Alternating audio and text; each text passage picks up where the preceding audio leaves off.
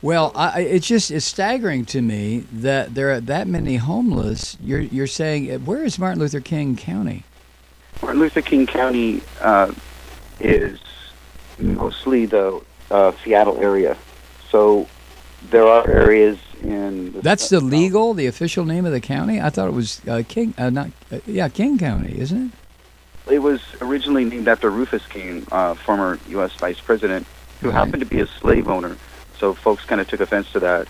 And the symbol was the crown. So, people were saying, what are we, imperialists or something? So after years and years of lobbying, working with the custodial unions here that were on strike. Mm-hmm. So a lot of the Martin Luther King Jr. Celebration Committee is made up of leaders from the Asian community, the Native American community, the Latino community, the Latin community, and they are old cohorts of Dr. King. So after years and years of lobbying against resistance in the what is that I heard today? It's like the only way that things get done is that there's a temporary breakdown in resistance from the entrenched. But anyway, finally, we officially changed the name of the county to Martin Luther King Jr. County. Yeah, I should know that. I think I heard something about it, but I lost the thread of the story months ago. So it's interesting that that happened. But it's very hard for me to believe all the times we've been to Seattle, and I've been out there probably, I don't know, 5 times, and spent time there. And then Kathy and Molly and I went out because we have friends there.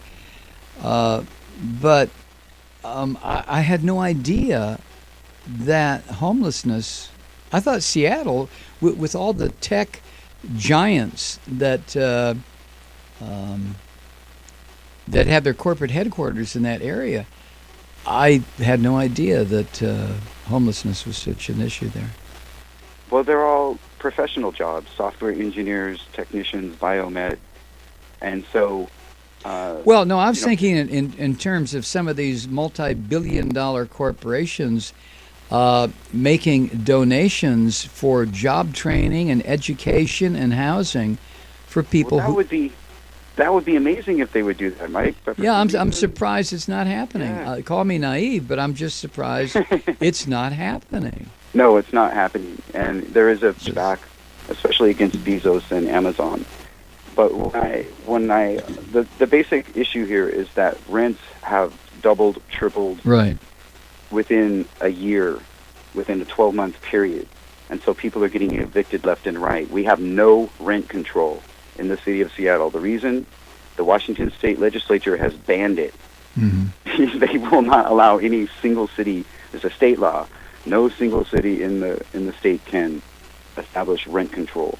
So even though we have a socialist city council member, Shama Sawant, who's been ranting about these issues for a long time, she's powerless in terms of the city government to do anything about it. It's on a state legislature level, and because of the east side of the state, where there are a lot of NRA-type folks and conservatives, especially fiscal conservatives, they have taken a small majority in the Senate and the legislature, and so they will not allow this kind of law to push.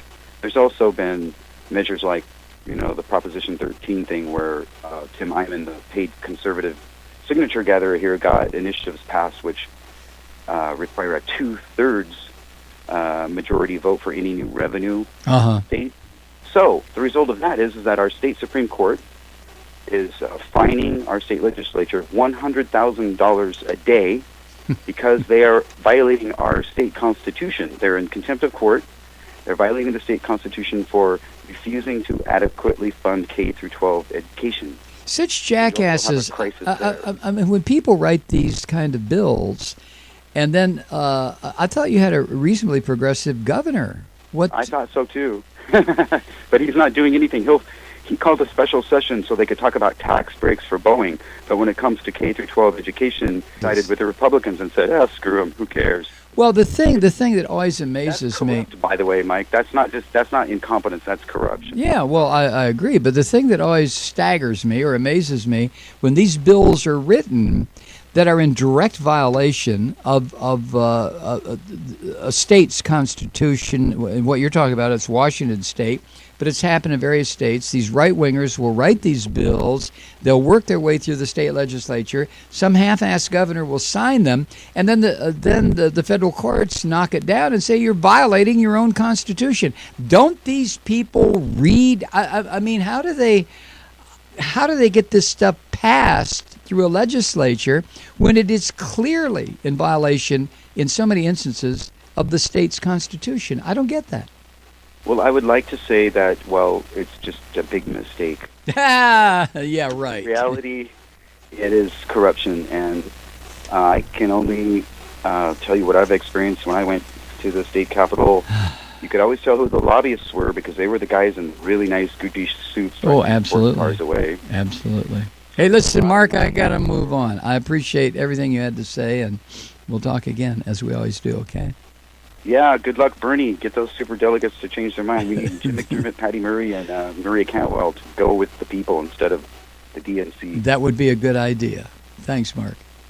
See you, Mike. All right, take care. Yeah, I know.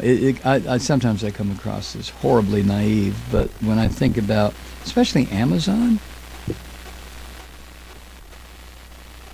and Costco is good about how they pay their people and the careers that they offer, but why don't these big companies, I don't mean to pick on Seattle tonight, but that's the name that was brought up, the city was brought up, why don't these big companies agree to provide money, not some charity contribution, but provide funds for education, housing, health care? I mean, how much would it take? A month's profits? I know.